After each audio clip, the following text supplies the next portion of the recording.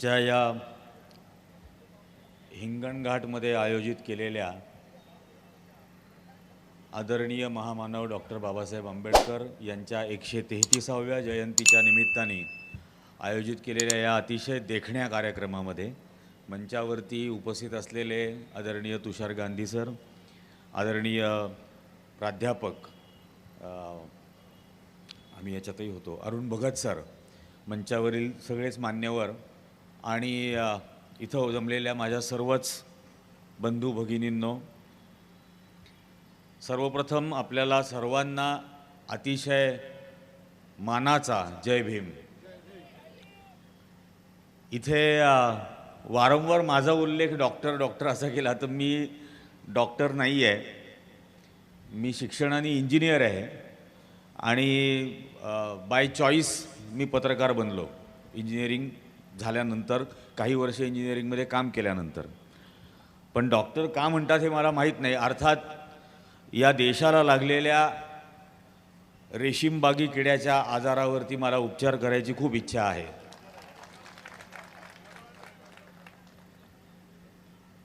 यात काहीच शंका नाही।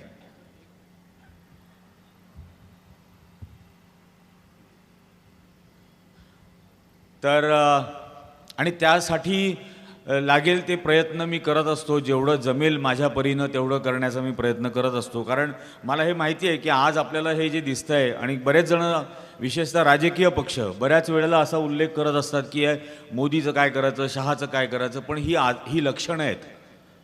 आजार रेशीमबागेत आहे, त्यामुळे लक्षणांवर उपचार करता करता आजारावर करायचा राहून जाईल। तर म्हणून मूळ उपचार हा आजारावरच व्हायला हवा आणि त्यासाठी म्हणून जास्तीत जास्त लोकांना जागं करणं हा त्यातला एक भाग आहे, त्या उपचाराचाच एक भाग आहे। आणि आज जो विषय सांगितलाही आहे भारतीय लोकशाही, आणि आदरणीय तुषार सरांनी पण खूप चांगल्या आणि मार्मिक शब्दामध्ये अतिशय नेमकेपणाने सांगितलं की काय होतं आहे। मला स्वतःला एक वेगळा भाग मुद्दाम याच्यातला सांगायचा आहे की भारतीय लोकशाही म्हणजे लोक फक्त संविधान अशाही अर्थाने बघतात आणि संविधान कसं बनलं, संविधान सभा कशी आयोजित झाली, त्यातल्या वेगवेगळ्या विषयांवरच्या चर्चा कशा होत गेल्या हे खूप जणांना माहिती आहे, त्याचा खूप जणांनी अतिशय बारकाईने अभ्यास केलेला आहे। पण याच्या बरोबरीने एक काम होत होतं आणि ते काम पहिले झालं, मग संविधान झालं आणि त्या पहिले घडलेल्या कामाबद्दल कोणालाच माहीत नाही अशी अवस्था आहे। आणि आज म्हणजे आज जर आपण नवीन 18 वर्षाचा मुलगा असला आणि त्याला मतदार यादीत नाव नोंदवायचं असलं तर आपण काय म्हणतो की हा जन्माचा दाखला घे, हा आपला रहिवासी दाखला घे आणि जा आणि नाव नोंदव, आणि इतकं ते सोपं झालं। पण या देशाची पहिली मतदार यादी कशी तयार झाली ही खूप महत्त्वाचा विषय आहे। याचं कारण 1935 साली गव्हर्नमेंट ऑफ इंडिया ॲक्ट बनला आणि 37 साली पहिल्या प्रांतिक निवडणुका झाल्या, ज्याच्यामधली मतदार यादी ही क्वालिफाईड फ्रँचाईज होती। म्हणजे मतदार कोण असेल याचे निकष होते आणि ते निकष काय होते तर पदवीधर असेल, इन्कम टॅक्स पेयर असेल, प्रॉपर्टी ओनर असेल आणि याच 3 कॅटेगरीमधल्या पुरुषांची आई, पत्नी किंवा मुलगी एवढेच मतदार असतील। आता ही मतदार यादी ज्या वेळेला 37ची झाली त्यावेळेला भारत, पाकिस्तान, बांगलादेश या ब्रिटिश इंडियाची मतदार यादी बनली आणि ती बनली 2,80,00,000 मतदारांची, फक्त 2,80,00,000। आणि ती मतदार यादी बनली 15 ऑगस्टला स्वातंत्र्य मिळाल्यानंतर। 27 ऑगस्टला पंडित नेहरूंनी राजेंद्र प्रसादांना पत्र लिहिलं, कारण ते कॉन्स्टिट्युएंट असेंब्लीचे चेअरमन होते, आणि त्यांना लिहिलेल्या पत्रात त्यांना सांगितलं की भारताच्या पहिल्या सार्वत्रिक निवडणुकांची तयारी करायची आहे आणि त्यासाठी मतदार यादी बनवायला घ्यायची आहे आणि तो इलेक्टोरल रोल हा माझी डॉक्टर आंबेडकरांशी चर्चा झाली आहे।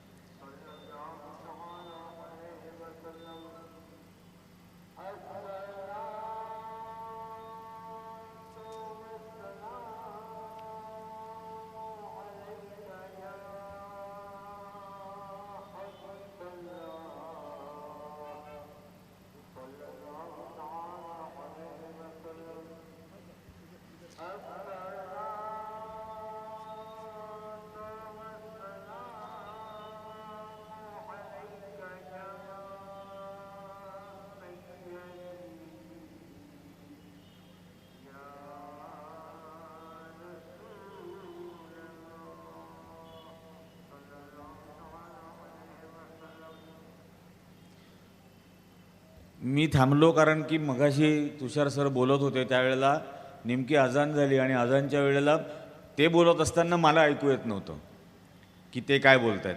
असे दोन्ही आवाज मिक्स होत होते म्हणून मी खरं थांबलो की इतका महत्त्वाचा विषय आपण बोलतोय तर तो नीट आणि थेट पोहोचला पाहिजे. तर डॉक्टर आंबेडकरांबरोबर माझी चर्चा झालेली आहे आणि ही मतदार यादी स्वतंत्र भारताची ही 21 वर्षाचा प्रौढ आणि 180 दिवसाचं डोमिसाईल या 2 निकषांवर बनवायची. हे का महत्त्वाचं आहे? कारण जसं मगाशी सांगितलं की भारत, पाकिस्तान, बांगलादेश या 3 देशांची मिळून बनलेली मतदार यादी 37 सालची ही 2,80,00,000 मतदारांची होती. ज्या मतदारांचे निकष काय होते? पदवीधर असेल, इन्कम टॅक्स पेयर असेल आणि प्रॉपर्टी ओनर असेल, हे निकष होते. आणि इथं 27 तारखेला हे म्हणतायत की देशामधल्या फक्त प्रौढ, जेवढे प्रौढ असतील ते सर्व मतदार, मग ते जात, धर्म, पंथ, लिंग, भाषा, सगळ्या प्रकारचे भेदभावाच्या पलीकडे जाऊन ही मतदार यादी देशाची बनवायची. त्यामुळे हे किती असतील याचा कोणालाच अंदाज नाही. मग BN रावांची नेमणूक केली गेली आणि त्यांना नेहरूंनी पुन्हा पत्र लिहिलं नेमणुकीचं आणि त्यांना सांगितलं की देशाची उभारणी ही इन्स्टिट्यूशनली आणि कॉन्स्टिट्यूशनली करायची आहे, संस्थात्मक आणि संविधानात्मक. पण अजूनपर्यंत संस्था बनवलेल्या नाहीत, संविधान अस्तित्वात आलेलं नाही. म्हणून तात्पुरती नेमणूक तुमची सेक्रेटरी इलेक्शन्स या पदावर करतो आणि देशभरातल्या प्रशासनाला पत्र पाठवा आणि त्यांना पहिल्यांदा हे सांगा की या 2 निकषांवर मतदार यादी बनवायची आहे. संभाव्य अडचणी काय येतील हे आधी आम्हाला कळवा. कारण कालपर्यंत अडथळे निर्माण करणारी ब्युरोक्रेसी ही आज अचानक सहकार्य करायला लागेल अशा भ्रमात राहायचं कारण नाही. म्हणून आधीच त्यांना विचारा की अडचणी काय येतील, जेणेकरून लाल फितीमध्ये नंतर काही अडकू नये. आणि मग हा कोर ग्रुप बनवला गेला. पंडित नेहरू, डॉक्टर बाबासाहेब आंबेडकर, राजेंद्र प्रसाद आणि BN राव आणि त्यांच्या हाताखाली 3 जणं, असा तो 7 जणांचा कोर ग्रुप बनला जो दर आठवड्याला बैठक घ्यायचा. देशभरामध्ये ही पत्र पाठवली गेली. पत्र पाठवल्यानंतर पत्रांचा ओघ सुरू झाला. म्हणजे प्रशासकीय व्यवस्थेकडून पत्र यायला लागली, या वेगवेगळ्या राजकीय पक्ष, संघटना, व्यक्ती या अनेकांकडून पत्रांचा ओघ सुरू झाला. आणि ते निवडणूक आयोगाचे आर्काइव्ज मी या कोविडच्या काळामध्ये आणलेले होते आणि त्या काळामध्ये हे सगळे 16,000 फाईल्स आहेत तर त्या सगळ्या वाचत होतो. अनेक वेळेला 100 वेळेला मला रडू आलं असेल ते वाचत असताना की काय माझ्या देशाचं नेतृत्व त्या काळामधलं होतं. आणि म्हणजे तुम्हाला खोटं वाटेल, 7,80,000च्या आसपास पत्र आली देशभरातून. आलेल्या प्रत्येक पत्राचं जास्तीत जास्त 14व्या दिवशी उत्तर दिलं गेलं आणि स्पेसिफिक उत्तर दिलं गेलं. त्या पत्र पाठवणाऱ्या माणसांनी म्हणा किंवा संस्थेनी म्हणा, जी काही प्रश्न विचारला आहे, जी काही शंका विचारली आहे, जी काही सूचना केलेली आहे, जे काही स्पष्टीकरण मागितलं आहे, ते त्या माणसाला त्या पत्रामधून अतिशय स्पेसिफिकली त्याचं उत्तर दिलं गेलं. आजकाल जसं सरकारी उत्तरं असतात तसं नाही की तुमचं पत्र प्राप्त झालं, संबंधित विभागाला पाठवून दिलं, बाय बाय. हा, असं न करता अतिशय नेमकी उत्तरं त्या लोकांना पाठवली गेली. त्याचं वेगळं रजिस्टर मेंटेन केलं आलेल्या सगळ्या पत्रांचं आणि त्या दिलेल्या उत्तराचं. विचार करून बघा म्हणजे काय कष्ट करत होती ही लोक त्यावेळेला, की कम्प्युटर नाही आहे, टाईपरायटर्स सगळ्यांकडे त्यावेळेला प्रशासनाकडे नव्हते. आणि अशा अवस्थेमध्ये 7,80,000 पत्रांना उत्तर देणं स्पेसिफिकली, हे चालत असताना मुंबईच्या, कारण मुंबई प्रांत होता, मुंबईच्या रिफॉर्म कमिशनरनी पत्र पाठवलं. त्यांनी विचारलं की 21 वर्षाचं वय कसं निश्चित करायचं, ट्रान्सजेंडर्सचं काय करायचं. आणि मुंबईमध्ये जे पेव्हमेंट ड्वेलर्स आहेत, जे फुटपाथवर राहतात, जे चाळींच्या जिन्याखाली राहतात किंवा ज्या दुकानांमध्ये काम करतात, हॉटेलांमध्ये काम करतात आणि तिथंच राहतात, यांचं काय करायचं. आणि याच्याबद्दल चर्चा झाली या कोर ग्रुपच्या बैठकीमध्ये. आणि त्या चर्चेमध्ये त्यांनी ठरवलं की देशभरामधल्या प्रत्येक गावात, प्रत्येक वस्तीमध्ये दवंड्या पिटवायच्या आणि ते शब्द पण आहेत, on the beats of drum announcement करायची आणि लोकांना विचारायचं की या 2 निकषांवर मतदार यादी बनवायची आहे, तुमचं वय कसं निश्चित करायचं हे तुम्ही आम्हाला सांगा. आणि राजेंद्र प्रसादांनी विचारलं त्या मीटिंगमध्ये की हे करता येईल का. तर नेहरूंनी सांगितलं हे करावं लागेल, कारण लोकशाही नावाचा शब्द फक्त या देशातल्या लोकांनी ऐकलाय, ती कशी असते त्यांना माहीत नाही. आणि आपल्या प्रशासनाचा माणूस ज्यावेळेला त्या गोरगरीब, दरिद्री, निरक्षर, मागास माणसाच्या झोपड्याच्या दारात जाईल आणि त्याला विचारेल की तुझं वय कसं ठरवायचं हे तू आम्हाला सांग. त्यावेळेला त्यांचं वाक्य इतकं सुंदर आहे, the democracy will find its roots, की लोकशाही त्या झोपड्याच्या दारामध्ये त्याची मुळं जन्माला येतील, आणि ज्या झोपड्याच्या दारामध्ये त्या लोकशाहीची मुळं जन्माला येतील तीच माणसं या देशातली लोकशाही भविष्य काळात टिकवतील. आज ते खरं होणार आहे. आज तीच वेळ आलेली आहे. ट्रान्सजेंडरच्या बाबतीत त्यांनी सांगितलं की आपला निकष हा जेंडर स्पेसिफिक नाही. Of course transgenders are voters of India. तुम्ही लक्षात घ्या, जगामधलं हे पहिलं संविधान, जगामधली ही पहिली मतदार यादी ही जन्माच्या दिवसापासून जेंडर न्यूट्रल आहे, रेस न्यूट्रल आहे. पहिल्या दिवसापासून मतदार यादी ही पुरुष, स्त्री आणि इतर हे सर्वांना समान करते. न्यूट्रल आहे त्या बाबतीत. रेस म्हणून न्यूट्रल आहे की अमुक समाज नाही, अमुक जात नाही, अमुक वर्ण नाही, कुठलाही भेदभाव नाही, सर्वांना एक. आणि म्हणून मी हे खूप वेळेला म्हणतो की माझ्या संविधानाचे पहिले 3 शब्द हे इतकी मला ताकद देतात. आम्ही भारताचे लोक.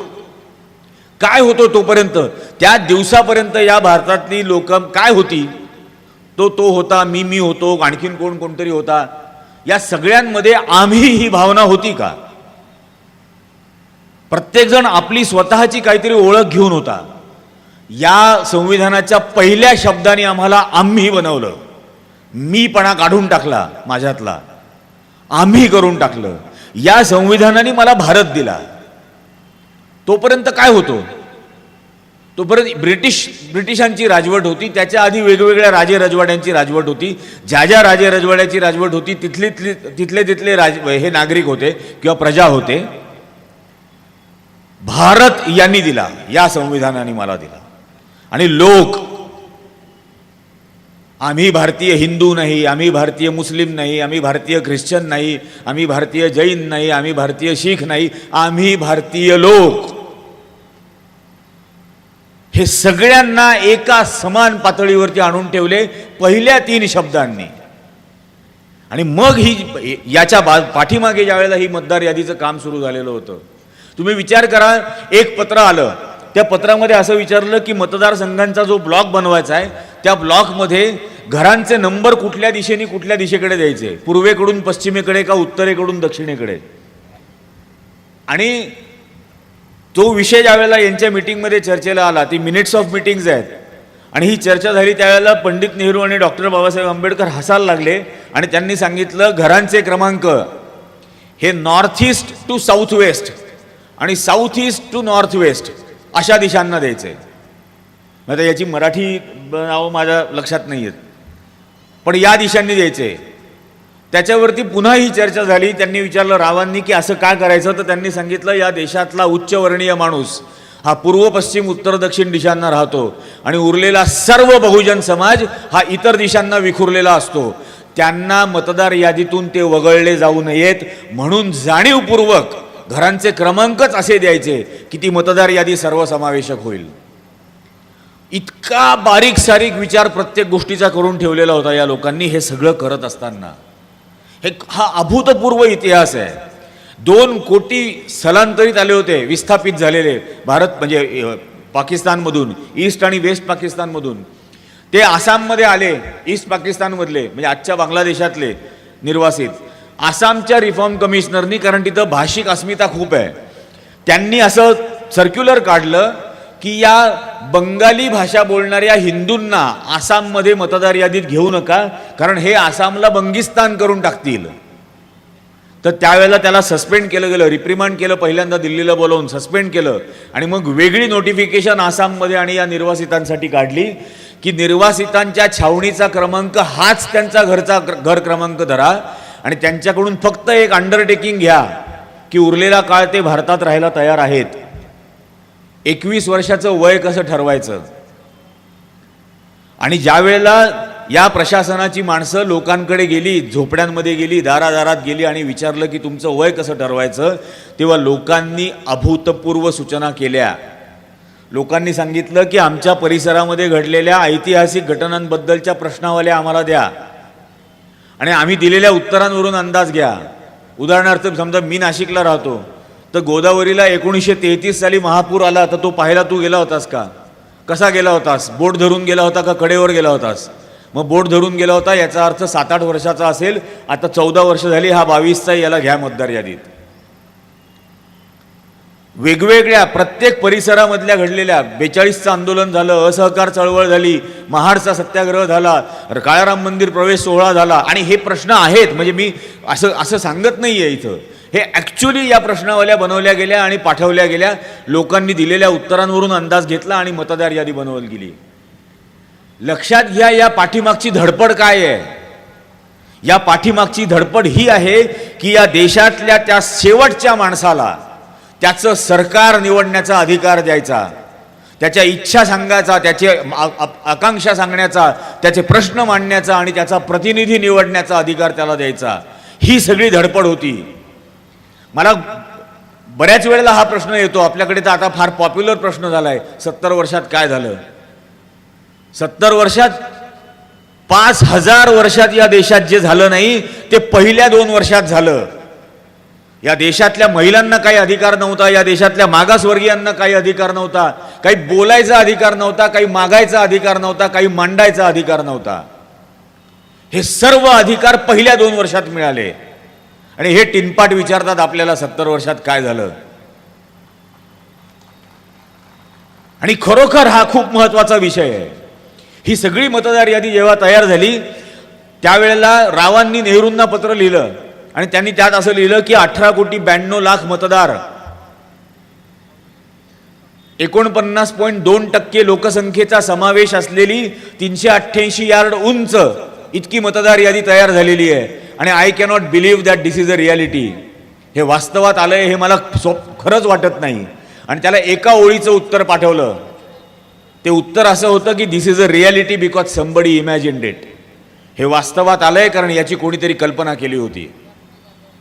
या मतदार यादीमध्ये म्हणजे 37च्या मतदार यादीमध्ये महिलांची ओळख, आज इथे एवढ्या मोठ्या संख्येने महिला आहेत, मतदार यादीमधली महिलांची ओळख होती. निरंजनची आई, निरंजनची बायको, निरंजनची मुलगी. आणि निरंजन हयात आहे तोपर्यंतच तिला मतदानाचा अधिकार. ही 37ची मतदार यादी होती. या निवडणुकांच्या वेळेला ज्यावेळेला मतदार यादी बनवायला निघाले तेव्हा बायकांनी, मध्य भारतातल्या बायकांनी विरोध केला की आमचं नाव सरकारी अधिकाऱ्याला माहीत असण्याची काही गरज नाही, आमच्या नवऱ्याला माहिती आहे तेवढं पुरेसं आहे. मग जनजागृतीची मोहीम राबवली गेली, रेडिओवरून जाहिराती दिल्या गेल्या की या मतदार यादीतल्या नावाबरोबर तुमचे हक्क, अधिकार आणि कर्तव्य निश्चित होतील. आणि यासाठी म्हणून तुमचं नाव असणं आवश्यक आहे, कारण पती हयात नसताना सुद्धा तुमचे हे हक्क आणि अधिकार शाबूत राहिला पाहिजेत. मग ही नावं थांबलेली होती. 1.25 कोटी महिलांनी नंतर नावं नोंदवली, ज्यांनी नावं थांबवली होती. या देशाचं पहिलं संविधान 52ला आलं. देशाचं संविधान आलं 52ला. देशाची पहिली सार्वत्रिक निवडणूक झाली. पाकिस्तानची पहिली सार्वत्रिक निवडणूक 71 साली झाली. संविधान 73 साली आलं. हा देश चालवायचा कसा हे या देशाच्या या नेतृत्वांना, पंडित नेहरू असतील, डॉक्टर बाबासाहेब आंबेडकर यांना सगळ्यांना सुस्पष्ट होतं की कुठल्या दिशेने हा देश न्यायचा आहे. आज काय होतंय? आज सिटिझनशिप अमेंडमेंट ऍक्ट, CAAच्या नावाखाली लोकांचे हे असलेले अधिकार काढून घेण्याचा प्रयत्न केला जातोय. आणि आधीची धडपड जास्तीत जास्त लोकांना तो द्यावा अशी होती. आज तो काढून घेण्याचा प्रयत्न केला जातोय. इथं आलोत का आपण? कॉन्स्टिट्यूशनल, जसं तुषार सरांनी सांगितलं की हक्क दिले, अधिकार दिल्या, कर्तव्यही सांगितली या संविधानाने. कॉन्स्टिट्यूशनल ड्युटीज मधलं पहिलं कर्तव्य आहे की सामाजिक सौहार्दता टिकवणं. दुसरं आहे वैज्ञानिक दृष्टिकोन वाढीस घालणं. काय देशाचा पंतप्रधान करताना दिसतो आपल्याला? यातलं एक तरी कर्तव्य निभावतोय? एक दिवस तरी निभावतोय? सावन के महीने में मटन खाया असं परवाचं भाषण. आणि वो मोगलों का ये दिखाना चाहते हैं. काय हा भारतातल्या 21व्या शतकातल्या भारतातल्या निवडणुकीचा डिस्कोर्स असावा का? या थराला मागे काय ते कब्रस्तान आणि काहीतरी स्मशान, काहीतरी ती भाषणं केली होती. कुठल्या थराला जाणार आहात? या देशातलं सामाजिक सौहार्दता टिकवणं हे तुमचं पहिलं कर्तव्य आहे. आणि तेच तुम्ही निभावत नाही आहात। वैज्ञानिक दृष्टिकोन टिकवणं दुसरं कर्तव्य आहे। आणि निवडून आल्यानंतर पंतप्रधान झाल्यानंतरच्या पहिल्या बंगलोरमधल्या इंडियन सायन्स काँग्रेसमध्ये वैज्ञानिकांच्या परिषदेमध्ये हा माणूस भाषण करतो, गणपती प्लास्टिक सर्जरी आहे, आणि समोर बसलेले शास्त्रज्ञ एक जण उभा राहून विरोध करत नाही की अहो गणपती प्लास्टिक सर्जरी काय, कमीत कमी ऑर्गन ट्रान्सप्लांट म्हणा, तो वेगळा ऑर्गन लावलाय, तुम्ही प्लास्टिक सर्जरी काय म्हणता। पण एक जण बोलला नाही, कारण राजाच असा म्हटल्यानंतर खाली काय होणार। म्हणजे इथं एवढा वेडगळपणा असेल तर समोर चढाओढ लागली ना की याच्यापेक्षा जास्त आम्ही वेडे सिद्ध करायची। आणि मग सुरू झालं, गोमूत्रात सोनं आहे, गाईच्या शेणामधून युरेनियम पास होत नाही। ते एक जण म्हटला सोलर पॅनलचा वापर वाढल्यामुळे सूर्य थंड व्हायला लागलाय। हा गेला होता मोजायला टेम्परेचर, सूर्याचं टेम्परेचर मोजायला गेला होता। काही बोलणार। आणि आज आज त्याच पद्धतीने चाललंय ना। वैद्यकीय अभ्यासक्रमात महाराष्ट्रामध्ये ही डार्विनचा सिद्धांत नाकारला, उत्क्रांतीचा सिद्धांत नाकारला, थेअरी ऑफ इव्होल्युशन नाकारली, आणि आज पुत्रकामेष्टी यज्ञावरती 15 मार्काचा प्रश्न आहे। 15 मार्काचा प्रश्न पुत्रकामेष्टी यज्ञावरती आज महाराष्ट्राच्या अभ्यासक्रमात आहे।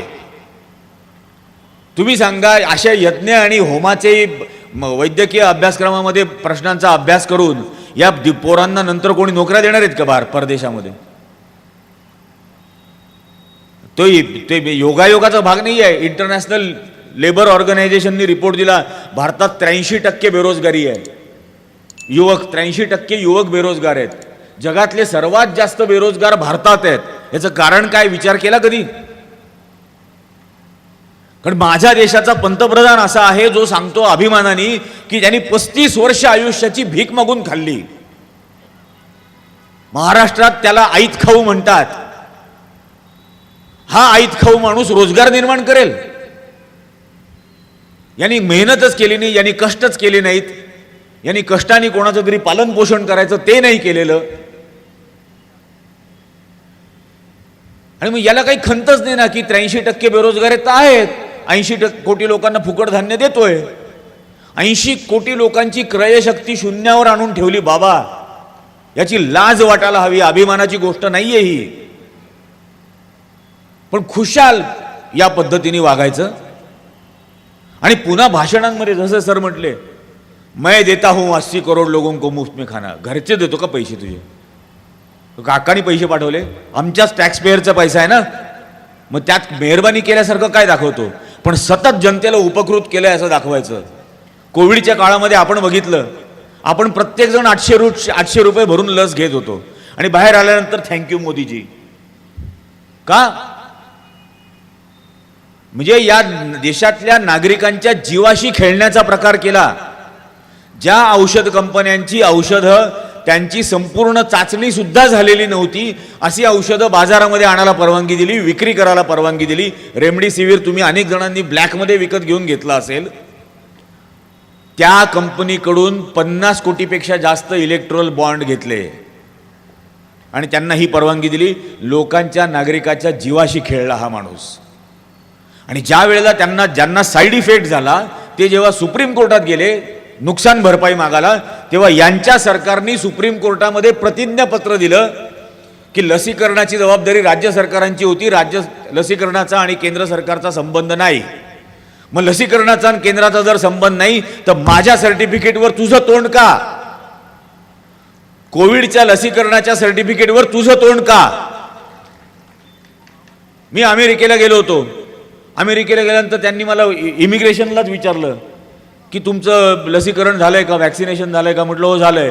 म्हणे वॅक्सिनेशन सर्टिफिकेट द्या। मी दिल्यानंतर म्हणे नाही हे तुमचं नाही आहे। म्हटलं का? मग हे काय माझं नाव आहे, माझं पासपोर्टवरचं नाव नाही, फोटो वेगळ्याच माणसाचा आहे म्हणे, भलत्याच माणसाचा फोटो आहे। तर मग माझा देशच भलत्याच माणसाच्या हातात आहे। म्हटलं आणखीन गंमत सांगतो, आता तुम्ही माझ्याबद्दल त्याचं बोलता, माझ्या बायकोचं पण मी दाखवलं वॅक्सिनेशन सर्टिफिकेट। म्हटलं हे बघा बाईचं आहे, फोटो कोणाचा आहे बघा। म्हटलं सगळं या पद्धतीने फक्त स्वतःची प्रसिद्धी प्रत्येक ठिकाणी। माझं पुस्तकाचा उल्लेख केला, जज लोयांच्या खुनाबद्दल मी केला। या जज लोयांच्या खुनाबद्दलचं इन्व्हेस्टिगेशन करायला जेव्हा मी सर्वात पहिल्यांदा नागपूरला GMC हॉस्पिटलला गेलो, तर निमित्त हवं होतं काहीतरी आतमध्ये जायला आणि त्या विद्यार्थ्यांशी बोलायचं. तर मी गेलो होतो की मागासवर्गीय विद्यार्थ्यांना पोस्ट ग्रॅज्युएशन करताना जी फ्री शिप मिळते, ती फ्री शिप नरेंद्र मोदी सरकारने 2014 पासून बंद केली. आणि फ्री शिपची तरतूद भारताच्या संविधानात आहे. नुसता रूल रेग्युलेशन किंवा कायदा म्हणून नाही आहे, संविधानातली तरतूद आहे. या विद्यार्थ्यांना फ्री शिप द्यायची, मागासवर्गीय विद्यार्थ्यांना, जी 52 सालपासून 2014 सालपर्यंत दिली जात होती. वैद्यकीय शिक्षण घेणाऱ्या MD करणाऱ्या मुलांना महिन्याला 72,000 रुपये फ्री शिप मिळत होती 2014 पर्यंत. 72,000 रुपये महिन्याला. त्यात त्यांचा हॉस्टेलचा खर्च, मेसचा खर्च, त्यांच्या अभ्यासाची पुस्तकं, लॅबचा खर्च, कॉलेजची फी सगळं त्याच्यामध्ये असायचं धरलेलं. आणि ती यांनी बंद करून टाकली. मग त्या निमित्ताने मी त्या मुलांना भेटायला गेलो, त्यांच्याशी बोलायला लागलो, त्यांच्याकडून माहिती घेतली आणि केलं. 3 दिवसापूर्वी 8वी पर्यंत शिकणाऱ्या मागासवर्गीय शाळेतल्या विद्यार्थ्यांची स्कॉलरशिप बंद केली मोदी सरकारने. पण 52 ते 2014 पर्यंत हे चालू होतं. याबद्दल आपण कधी होर्डिंग पाहिले का? Thank you Nehruji, thank you doctor Ambedkar, thank you Indiraji, thank you Rajivji, कधी होर्डिंग पाहिले? जे करायचं सरकारने ते सरकारने केलं, कर्तव्य समजून केलं. उपकृत करण्याची भावना नाही होती, कारण तुम्हाला ते सरकार नागरिक समजत होते. हा प्रजाच समजतो, स्वतःला राजाच समजतो. आमच्या नाशिकला ते राम मंदिराचं प्राणप्रतिष्ठा झाली, त्याच्या 4 दिवस आधी नाशिकला आले. 3 तासात 4 वेळा कपडे बदलले. आणि आदल्या दिवशी नाशिकच्या पोलीस कमिशनरनी रूट प्रेस कॉन्फरन्समध्ये दिला यांच्या म्हणजे प्रवासाचा लोकल. आणि त्या रूटमध्ये तुषार सर असं लिहिलं की emperor's route from helipad to temple.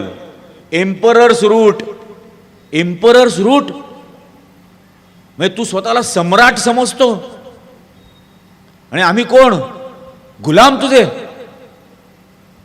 आणि याच्याबद्दल ज्यावेळेला आम्ही ताबडतोब बोंबाबोंब सुरू केली नाशिकमध्ये, त्यावेळेला म्हणे नाही तो आमचा कोडवर्ड असतो.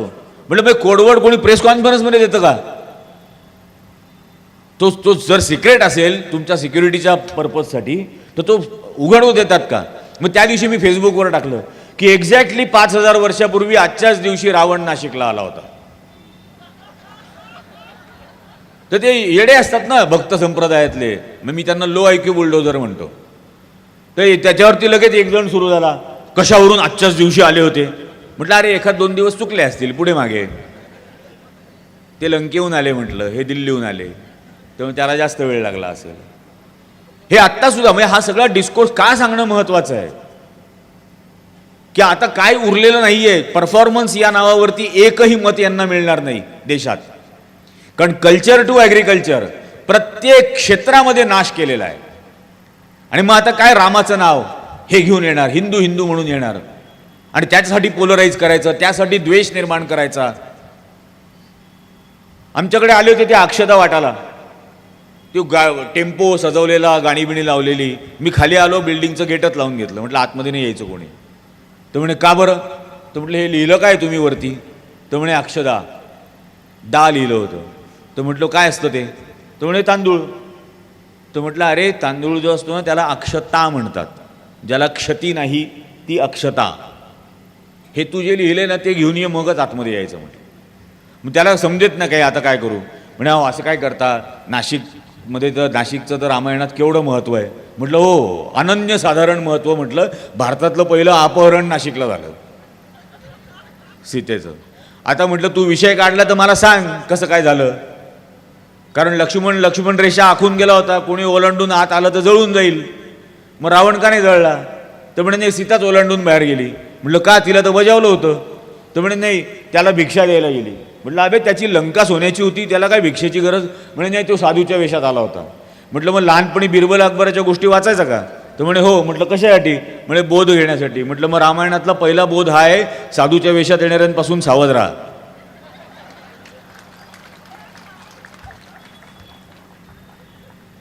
आणि म्हणून रामाने अयोध्येला गेल्यानंतर रावण जाळायला सुरुवात केली की आणि प्रजेला सांगितलं दरवर्षी जाळायचा, म्हणजे लक्षात राहील कोणापासून सावध राहायचं आहे. आणि आजही तेच तुम्हाला फसवतायत येऊन, इथं बिलकुल यायचं नाही म्हटलं. मग ते गेले. हा आधी मला झेंडे द्यायला लागले, म्हणजे हे झेंडे घ्या, बिल्डिंगमध्ये कोणाला लावायचे असतील तर लावायचे. म्हटलं कोणाचा झेंडा आहे हा? म्हणजे रामाचा. म्हटलं हो, मग रावणाचा कुठला होता म्हटलं. म्हणजे म्हटलं रामाचा जर हा भगवा होता तर ब्राह्मण रावणाचा कुठला होता? त्याचा का हिरवा होता, निळा होता, काय होता म्हटलं. त्याचाही भगवाच होता ना. म्हणे हो. म्हटलं कौरव पांडवांचे झेंडे वेगवेगळे होते का? म्हणजे एकाच रंगाचे होते ना. म्हणे हो. म्हटलं मग आपापसात लढून लाखो लोकांचे जीव घेतले ना. नको आम्हाला हा, म्हटलं आमचा तिरंगा बरा आहे, हा जीव घेणारा झेंडा नको. मग गप बसले.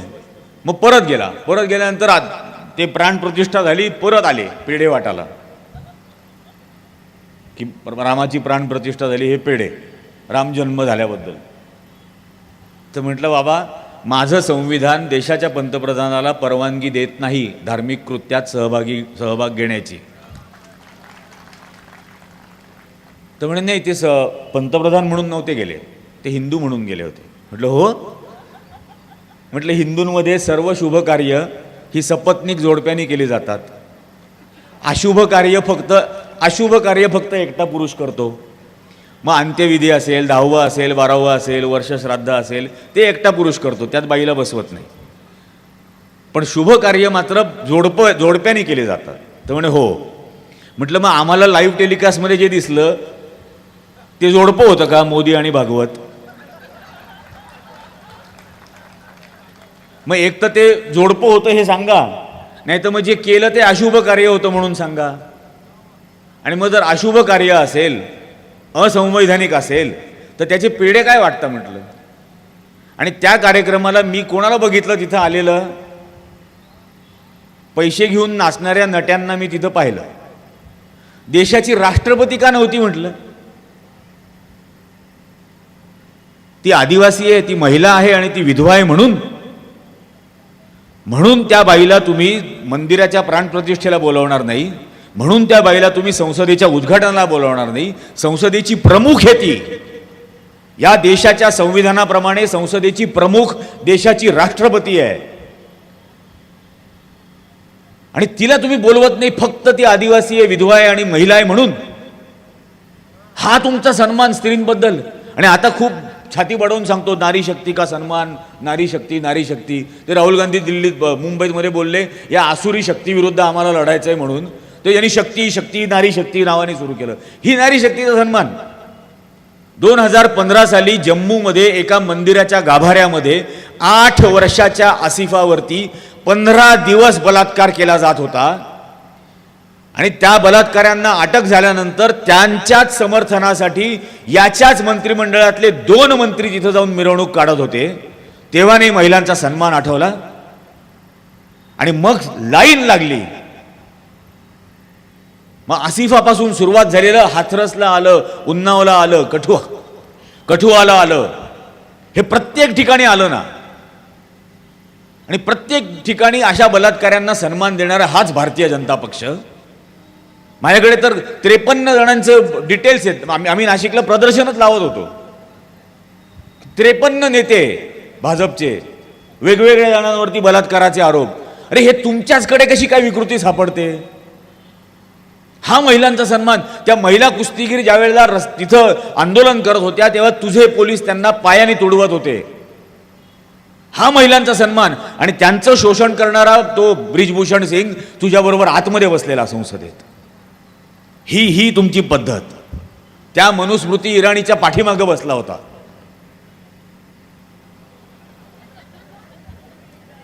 हा, मग तुम्हाला काय वाटलं मनुस्मृती भारतीय आहे?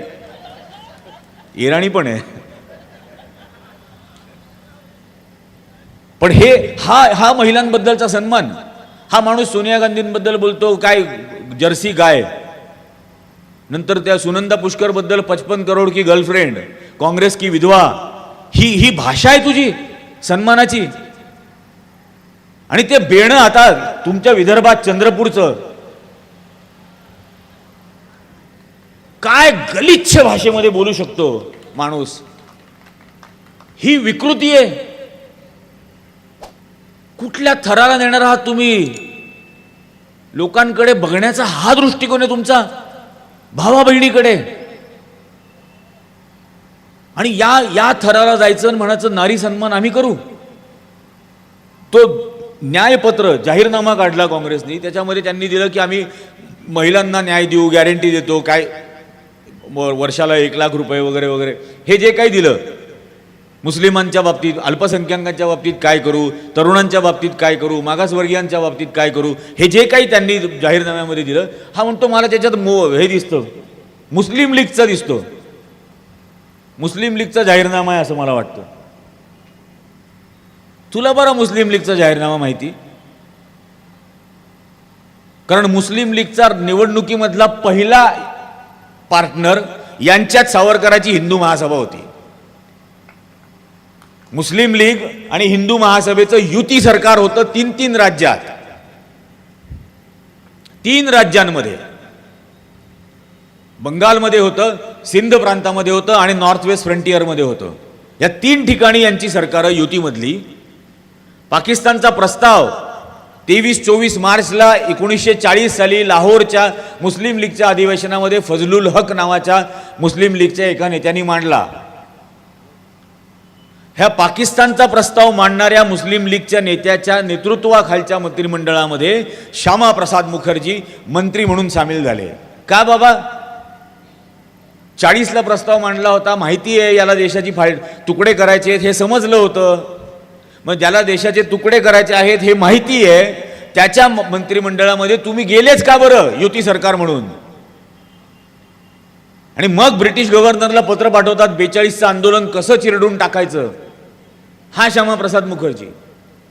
ही तुमचे मुस्लिम लीग बरोबरचे गोड संबंध. आणि म्हणून तुम्हाला तिथं मुस्लिम लीगचं नाव घ्यावं असं वाटतं, कारण भारतामध्ये तुम्हाला पुन्हा हिंदू मुस्लिम फाळणी करायची इच्छा आहे. आम्ही आता हे होऊच देणार नाही. काय वाटेल ते हो. प्रत्येक वेळेला झालं ते अयोध्येमधलं झालं काय, मंदिर बनवलं समजा, लगेच सुरू काय केलं, ज्ञानव्यापी. आणि मथुरा, अबे मथुरेला काय संबंध? कृष्णाचा जन्म तुरुंगात झाला होता की नाही? यांनीच आपल्याला स्टोऱ्या सांगितल्या ना. मग कृष्णाचा जन्म जर तुरुंगात झाला तर तुम्ही मस्जिद कशाला पाडायची मागणी करताय? तुरुंग पाडा आणि सगळी कृष्ण कृत्य करणारे सोडून द्या, एवढंच असेल तर. ज्ञानव्यापीचं ज्यावेळेला सुरू झालं, सर मी तुषार सर मी सुप्रीम कोर्ट चीफ जस्टिसला चंद्रचूड यांना मी पत्र पाठवलं आणि मी त्यांना त्याच्यामध्ये असं म्हटलं की मी वाचलेल्या महाभारतामध्ये दिल्लीचं नाव महाभारताच्या काळामध्ये हस्तिनापूर असं होतं आणि कौरवांना हरवल्यानंतर पांडवांनी श्रीकृष्णाचं एक भव्य मंदिर हस्तिनापूरमध्ये निर्माण केलं आणि माझ्या माहितीप्रमाणे ते भव्य मंदिर सुप्रीम कोर्टाच्या खाली आहे, त्यामुळे सुप्रीम कोर्ट खणायची परवानगी द्या. आणि मग म्हटलं की हे थांबवा ना कुठंतरी. काय बिंडोकपणा चाललाय हा. कोणी काहीतरी सांगतं याच्या खाली हे त्याच्या खाली ते. यार तुला काय एक्सरे आहे का तुझ्याकडं? कशावरून त्याच्या खालती आहे? कायदा आहे ना या देशात. 16 ऑगस्ट 47 पासूनची धार्मिक स्थळं आहेत तशी ठेवली जातील, पाळू शकत नाही का तुम्ही? ही भावना प्रत्येक गोष्टीमध्ये, प्रत्येक बाबतीत. काय कृषी कायदे म्हणजे कायद्याच्या बाबतीत तर खूप गोष्टी आहेत. ते ब्रॉडकास्ट बिल आणलं नवीन, कारण की आता चॅनलवाले तर लाचार झालेच आहेत, मेनस्ट्रीम पत्रकार लाचार झालेलेच आहेत. त्या मोदीच्या बुटावर जर चुकून विष सांडलं ना तर दुसऱ्या दिवशी 100 पत्रकार मेलेले सापडतील. रात्रभर बूट चाटत असतील. आणि मग याच्यावर टीका करणारे जे काही युट्यूबर्स आहेत त्यांना त्रास द्यायचा म्हणून ब्रॉडकास्ट बिल. मला केतकर साहेब म्हणे तुझं यूट्यूब चॅनल बंद केलं तर काय करशील? झाडावर चढून बोलेन म्हटलं मी. तुम्ही काय बोलणं थांबवणार आहात का? माझं अभिव्यक्ती स्वातंत्र्य नरेंद्र मोदी किंवा अमित शहा मला देत नाही, माझं संविधान मला ते देतं. मी मोहताज नाही यांचा. तो अधिकार मला माझ्या देशाच्या संविधानाने दिलेला आहे अभिव्यक्ती स्वातंत्र्याचा, आणि तो मी वापरणार. हे काय ब्रॉडकास्ट बिल आणणार म्हणे? ते नवीन संहिता, न्याय संहिता. आता नवीन न्याय संहितेमध्ये 90 दिवस तुम्ही जामीन नाही मागू शकत. पूर्वी 15 दिवसाची पोलीस कस्टडी असायची, आता 90 दिवसाची पोलीस कस्टडी. पूर्वी मेडिकल एक्झाम, तुमची मेडिकल करणं, कैद्याची, पकडलेल्या आरोपीची मेडिकल करणं हे कंपल्सरी होतं. आता मेडिकल कंपल्सरी नाही, म्हणजे 90 दिवस टॉर्चर करायला ठेवणार तुम्ही, त्याच्यावरही आम्ही पुरून उरू, हे होऊच देणार नाही. आणि सामान्य माणसाला, सामान्य नागरिकांना त्रास द्यायचा, शेतकऱ्यांच्या विरोधामध्ये 3 अत्यंत घाणेरडे कायदे केले, त्याच्यावर भारतातल्या शेतकऱ्यांनी 13 महिने दिल्लीच्या सीमेवर आंदोलन केलं, 750 जणांचा बळी गेला, त्यांच्या ते रस्त्यात खिळे काय ठोकले, पाण्याचे फवारे मारले, औषधं ह्याचे मारले फवारे, त्या पेलेट गन्स मारल्या, छर्रे, सगळे प्रकार करून झाले, अश्रुधूर सोडले, तर तो सामान्य शेतकरी त्या रस्त्यावरती आढळ राहिला. आणि मग या उन्मत्त सरकारला झुकावं लागलं. पण त्यांनाही फसवलं, पुन्हा ते आज दिल्लीच्या सीमेवरती आंदोलन करतायत. आणि यांना ज्यावेळेला संसदेत विचारलं जातं की किती शेतकरी आंदोलनामध्ये मेले, आमच्याकडे डेटा नाही म्हणे. अच्छा, तुमच्याकडे डेटा नाही. आणि 27 फेब्रुवारी 2019ला 30,000 फुटावरून रात्रीच्या अंधारात ढगांच्या आड लपून लपून पाकिस्तानमध्ये पुलवामावरती हल्ला केला आणि त्यात खाली 300 जण मेले. हे त्या रात्री 3:30 वाजताच्या अंधारात 30,000 फुटावरून मोजले की खाली 300 मेले. आणि तुझ्या सीमेवर 750 मेले देशातले बांधव तुझे, आणि आकडा नाही तुझ्याकडे म्हणतो. कोविडमध्ये किती मेले माहीत नाही म्हणतो. संसदेचं अधिवेशन प्रश्नोत्तराचा तास रद्द करून होतं. विचार करा तुम्ही, यांना उत्तरदायित्वच वाटत नाही. या देशातल्या मतदारांचे, नागरिकांचं आपण काही उत्तर देऊ लागतो, आपली काही जबाबदारी आहे, हेच वाटत नाही. म्हणून ही त्यांची हिंमत होते की संसदेचं अधिवेशन प्रश्नोत्तराचा तास रद्द करून घ्यायचं, 148 खासदार निलंबित करून टाकायचे आणि मग बिलं मंजूर करण्याची प्रकार करायचे. हे होऊ देणार नाही.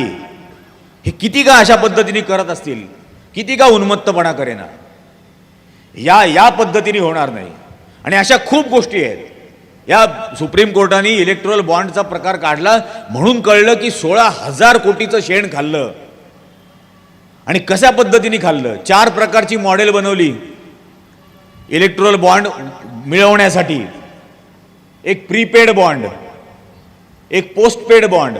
मेगा इंजिनिअरिंग, गडकरींची लाडकी, 150 कोटीचे बॉन्ड घेतले, मग 14,000 कोटीचं टेंडर दिलं, कॉन्ट्रॅक्ट. तर prepaid bond, postpaid bond, pre red bond आणि पोस्ट रेड बॉन्ड. म्हणजे रेड घालण्याच्या आधी धमकी देऊन किंवा रेड घातल्यानंतर. आणि ज्यांच्याकडून पैसे घेतले त्यांच्याकडून लिहून घेतलं एक जबाब की आम्ही अरविंद केजरीवालला भेटलो होतो, आणि त्याच्यावरती अरविंद केजरीवाल तुरुंगात. एवढ्या एका गोष्टीवर. म्हणजे त्याच माणसाचे त्याच्या आधी त्या 3 जणांचे मिळून 35 जबाब आहे. त्या 35 जबाबात कुठेच नाव नाही. 36व्या जबाबात रेट टाकल्यानंतर त्याच्याकडून लिहून घेतलं आणि मग धपाधप 59 कोटी रुपयाचे बॉन्ड घेतले त्यांनी. 131 बॉन्ड, म्हणजे बॉन्ड घेतल्यानंतर तो वटवण्यासाठी 15 दिवसाची मुदत होती. 131 बॉन्ड वटवण्याची मुदत संपल्यानंतर सुद्धा SBIला वटवायला लावले भारतीय जनता पक्षाने. आपल्याकडे मराठीत तो शब्द आहे बांडगुळ. झाडावरती येतं, झाडाला शोषून घेतं. हे आपल्या लोकशाहीवरती आलेलं बॉन्डगुळ आहे. हे लोकशाही शोषून घ्यायला निघालंय. हे आपण होऊ देणार का, हे आपण ठरवायचं आहे. ती मतदार यादी बनत असताना हे सगळे अधिकार मिळाले, संविधानाने अधिकार दिले. म्हणून मी शिकलो, म्हणून माझे वडील शिकले. नाही तर इन्कम टॅक्स पेअर नव्हते, प्रॉपर्टी ओनर नव्हते, पदवीधर नव्हते. आणि संघाची शिफारस काय होती मतदार यादी बनत असताना? 25 वर्षाचा पुरुष जो पदवीधर आहे त्यालाच मताचा अधिकार द्यावा. पत्र आहे त्यांचं आर्काइव्हमध्ये. आता 25 वर्षाचा पुरुष जो पदवीधर आहे, म्हणजे देशाची साक्षरता होती 9%. त्या 9%मध्ये पदवीधर किती होते आणि ते कोण होते? आणि तेवढेच मतदार. म्हणजे तेव्हाच यांना पेशवाई आणायची होती. आज त्यांनी महाराष्ट्रात आणण्याचा प्रकार सुरू केला. सरकार निवडून दिलेलं पाडून. म्हणजे मोदींनी लष्करामध्ये अग्निवीर योजना आणली, फडणवीसनी राजकारणात आणली.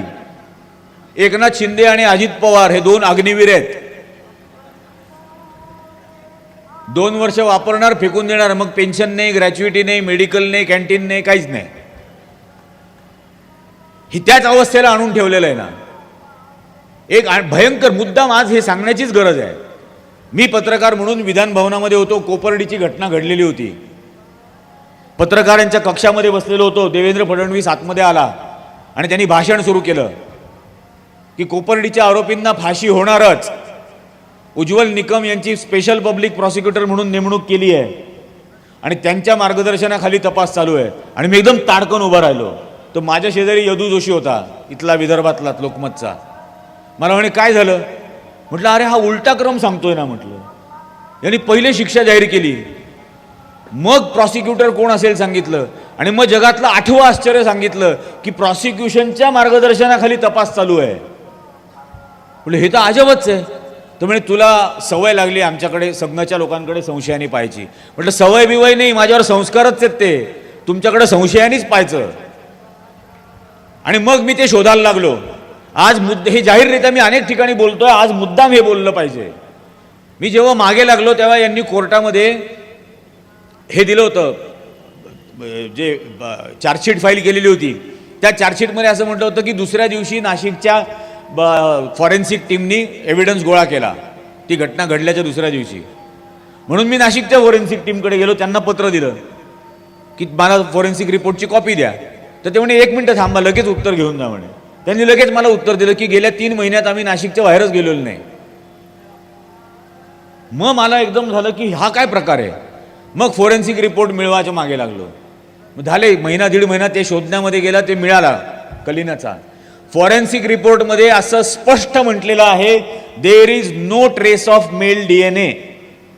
कोणत्याही पुरुषाचा DNA त्या मुलीच्या कपड्यांवर, शरीरावर आढळत नाही. आरोपीचा तर सोडूनच द्या, कोणत्याही पुरुषाचा. पेपरमध्ये जे वर्णन वाचलं त्यातलं एकही वर्णन पोस्टमॉर्टम रिपोर्टमध्ये नाही. अमुक जखम, तमुक जखम, खांदा उखडला, हे उखडला, कुठेही नाही.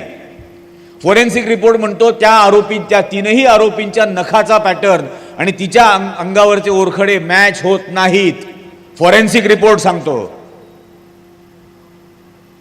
मग तिकडे गेलो, त्या मुलीच्या घरी गेलो कोपर्डीला. 4 जणांना बरोबर नेलं. ते 4घही क्रांती मोर्चाचं काम करणारे कार्यकर्ते होते. मुद्दाम त्यांना सोबत नेलं. 4घांकडे कॅमेरा दिला आणि म्हटलं आता मला हिचा इंटरव्ह्यू करायचा आहे आणि तुम्ही रेकॉर्डिंग करा. हो म्हणे. मग मी त्यांना विचारायला सुरुवात केली की हा प्रकार कधी घडला. तो म्हणे संध्याकाळच्या वेळेला झालं. आणि हां, स्टेशन डायरीमध्ये आणि मुलीच्या आजोबांचा जो जबाब घेतला त्या जबाबामध्ये असं लिहिलेलं आहे की पप्पू शिंदे माझ्यासमोर खाटेवर बसून 2.5 तास दारू पित होता. अचानक बायकांचा कालवा सुरू झाला. त्याला खूप दारू चढली होती. तो उभा राहिला आणि धडपडत त्याच्या घराकडे निघून गेला. त्याचं घर समोरच्या वावरात होतं. एक्झॅक्टली. मग 2.5 तास जर हा त्यांच्या समोर बसून दारू पित होता तर 15 मिनिटापूर्वी घडलेला प्रकार केला कोणी. आणि मग ते बरंच, जो आमचा इंटरव्ह्यू झाल्यानंतर एका क्षणाला ती बाई एकदम चपापून गेली आणि ढासळली. आणि मग तिने मला सांगितलं की भाऊ, हे तुम्ही जे पेपरमध्ये वगैरे आलं ना, यातलं काहीच घडलं नाही. हे असं सांगायचं, हे आम्हाला LCBच्या ऑफिसमध्ये बसवून सांगितलं गेलं की हे असं सांगायचं. मग मी पोलीस स्टेशनला गेलो. मी म्हटलं इन्क्वेस्ट पंचनामाची कॉपी द्या, स्टेशन डायरीची कॉपी द्या. ते त्यांनी दिली. इन्क्वेस्ट पंचनामाच्या कॉपीवरती रात्री 1:45 वाजता एकाची बाईची सही होती. म्हटलं हिचा पत्ता द्या. तिने पत्ता दिला. मी त्यांच्या घरी गेलो अहमदनगरला. बाहेरच बोर्ड लावला आहे भाजप नगरसेविका. मग आत गेलो. सर प्लीज हसू नका, संताप येणारी गोष्ट ही. आतमध्ये गेलो. मी त्यांना म्हटलं हे रात्री 1:45 वाजता तुम्ही गेल्या होता का तिथं? तर म्हणे हो. म्हटलं का बरं गेल्या होत्या? म्हणे माझ्या सासूची पाठ दुखत होती म्हणून गेले होते.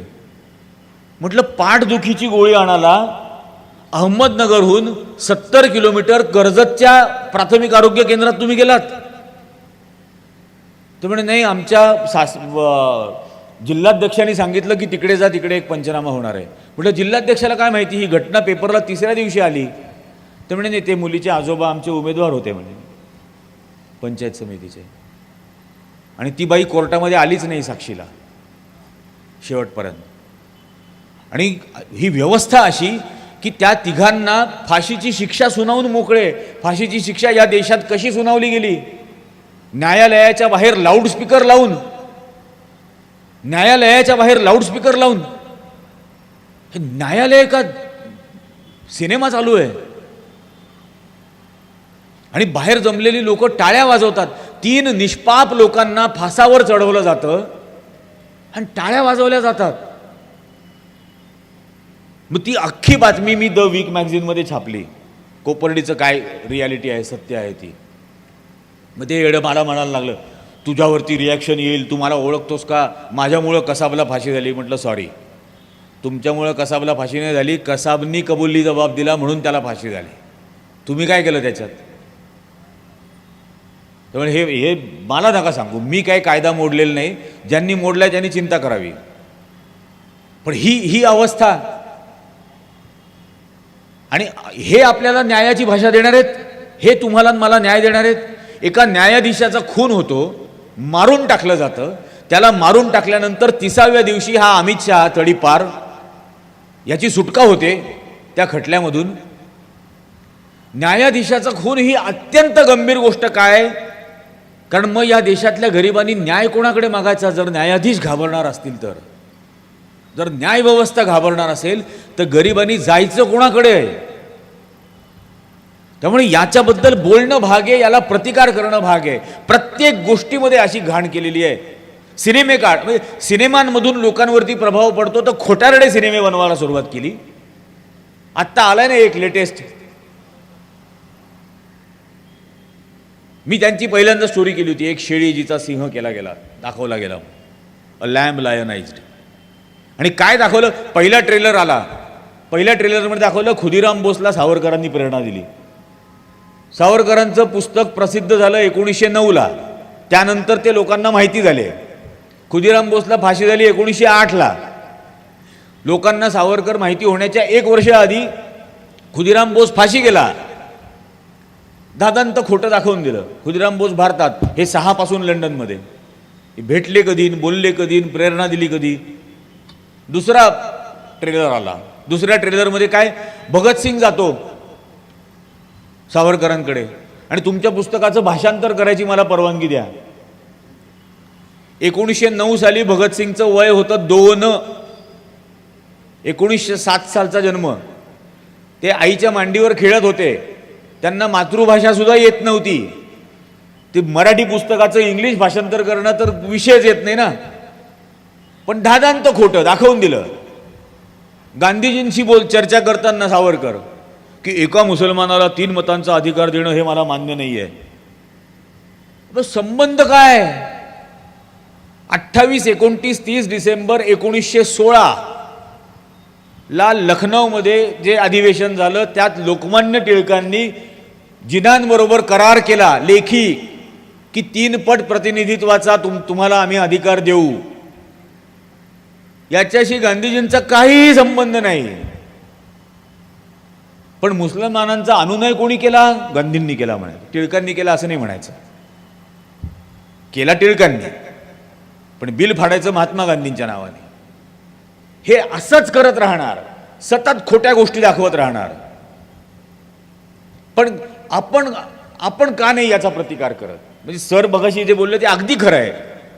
रोहित वेमुला मारला गेला तेव्हा माझा महाराष्ट्रातला विद्यार्थी का नाही रस्त्यावर आला? आसिफावरती जम्मूत बलात्कार झाला तेव्हा माझे महाराष्ट्रातल्या संघटना रस्त्यावर का नाही आल्या? सगळं काय आपल्या बाबतीत घडल्यानंतर आपण बाहेर येणार आहोत का? हे खूप महत्वाचं आहे. मी जर याच्यासाठी उभा राहिलो तर हा माझ्यासाठी उभा राहील आणि ते बघून उरलेले बाकीचे उभे राहतील. पण आपण ही सुरुवात का नाही करत? महाराष्ट्राची परंपरा आपण काय सांगतो? छत्रपती शिवाजी महाराज, महात्मा फुले, डॉक्टर बाबासाहेब आंबेडकर, राजर्षी शाहू महाराज हे असे होते का हो? आपण कधी राहणार आहोत उभे आपल्याच बंधू भगिनींसाठी? हे आज वेळ आलेली. माझी मुलगी मला म्हटली, सर की तू बाबा असं इकडे तिकडे जाऊन अशी भाषणं का देत फिरतो? तुझी तो नोकरी पण गेली, हे सगळं झालं, त्याच्यानंतर बरेच प्रकार झाले, हल्ले बिल्ले. म्हटलं मी देतो. माझ्या लहानपणी रस्त्यावरती मी पेपर विकायचो, इयत्ता 4थी ते 12वी रस्त्यावर पेपर विकायचो, ओरडून ओरडून विकायचो. तर रोज पेपर विकत असताना दिवसभरामध्ये 2 माणसं तरी अशी असतील की ज्यांनी या 4थी मधल्या मुलाची दया आली म्हणून पेपर घेतला. त्यांना वाचायला हवाच होता अशातला भाग नाही, पण दया आली असेल की हा लहान पोरगा उन्हा पावसाचं इकडे तिकडे धावून धावून पेपर ओरडून ओरडून विकतोय, दया आली. अशी रोजची 2 माणसं जरी धरली, त्या 2 माणसांचं नाव, जात, धर्म, पंथ, शिक्षण, श्रीमंती मला माहीत नाही, पण त्यांचं मी देणं लागतो. आणि त्यांचं मी देणं लागतो ते असंच मी फेडू शकतो. ही जी करुणा आहे ही आपल्यात यायलाच हवी. पुन्हा निष्ठूर व्हायला लागलोय आपण. प्लीज स्वतःला हलवा. हे योग्य नाही. एका तिसऱ्या माणसाच्या, अनोळखी माणसाच्या दुःखासाठी माझ्या डोळ्यात पाणी आलंच पाहिजे. आणि पुरुषाच्या डोळ्यात पाणी येणं ही अभिमानाची गोष्ट आहे, हा दुर्बलता नाही. हे आलंच पाहिजे. तरच मी कोणासाठी तरी भांडेन, तर मी कोणासाठी तरी लढेन, तर ही भावना आपण एक ज्योत से ज्योत जलाते चलो हे होऊ शकेल. आज या सर्व गोष्टींना हरताळ फासण्याची वेळ भाजपने आणून ठेवलेली आहे. उघडपणाने भाषण करायला लागले. तो अनंतकुमार पहिल्यांदा हेगडे बोलला बंगलोरला की 400 आल्यानंतर आम्ही संविधान बदलून टाकू. मग दत्तात्रय होसबळे बोलले आणि आता महादेव जानकर बोलला. महादेव जानकर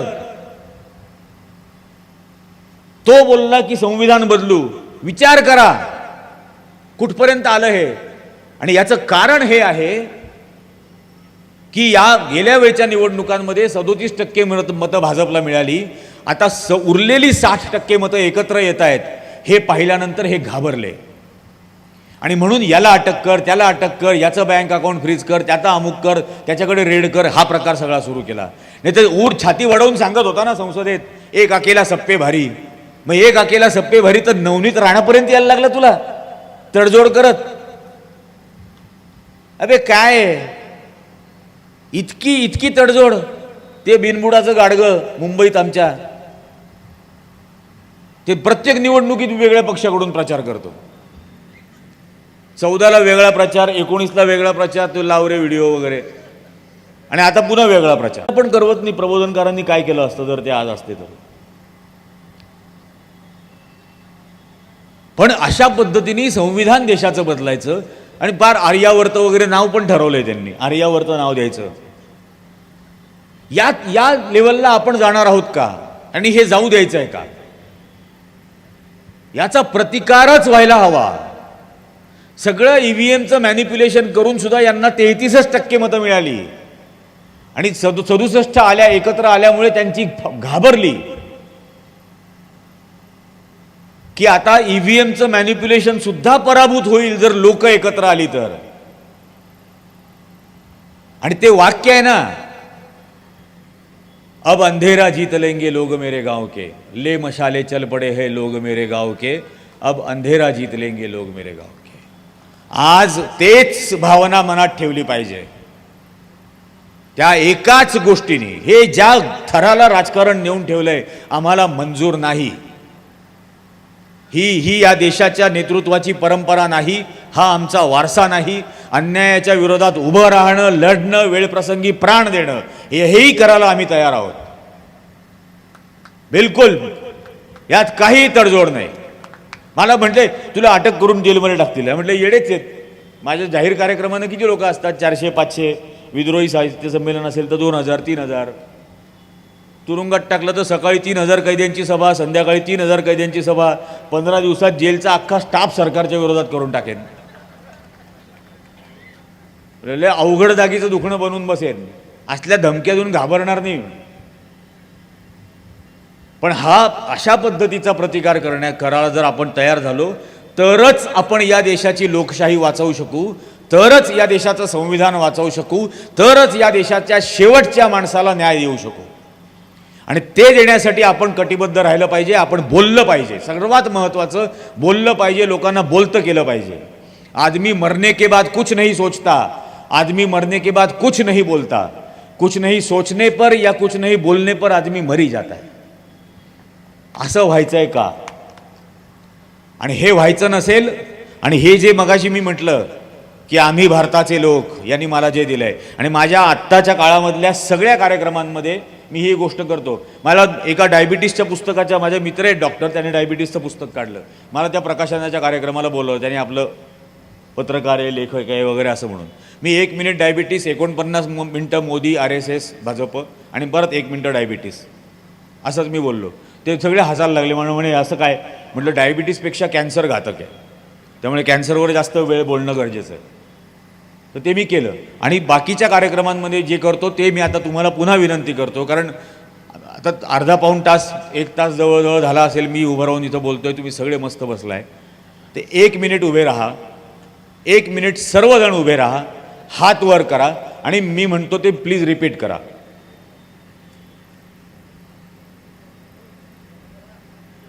आम्ही भारताचे लोक, आम्ही भारताचे लोक, लोकशाही हा धर्म लोकशाही हा धर्म आणि संविधान हा धर्मग्रंथ मानून अशी शपथ घेतो अशी शपथ घेतो की संविधान आणि लोकशाही संपवू पाहणाऱ्या संविधान आणि लोकशाही संपवून पाहणाऱ्या भारतीय जनता पक्षाचा भारतीय जनता पक्षाचा या आणि येणाऱ्या प्रत्येक निवडणुकीत या आणि येणाऱ्या प्रत्येक निवडणुकीत संपूर्ण पराभव करू. संपूर्ण पराभव करू. जय हिंद, जय भीम, जय महाराष्ट्र.